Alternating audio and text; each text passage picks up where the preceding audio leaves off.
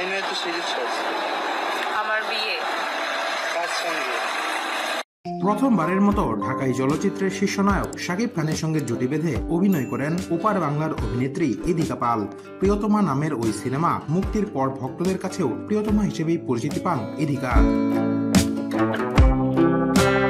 সম্প্রতি নববধূর সাজে হাজির হয়ে ভক্তদের চমকে দিয়েছেন এই তারকা।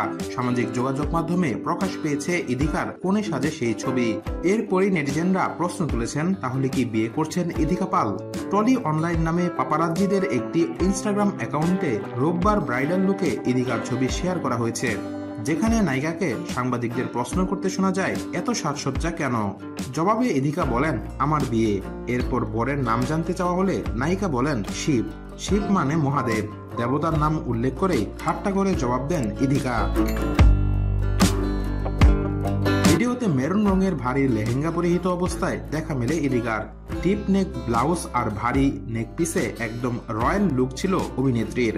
শরীর জুড়ে রাজকীয় গয়না, সিঁথিতে ঝুলছে টিকা, হাতে বালা, আংটিতে সুসজ্জিত ইদিকা।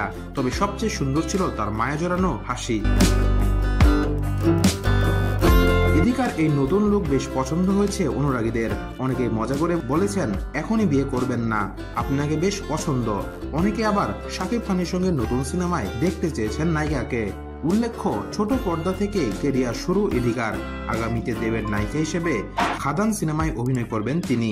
পাশাপাশি হাসিবুর রেজা কল্লোলের কবি সিনেমাতেও শরীফুল রাজের সঙ্গে কাজ করেছেন ইদিকা।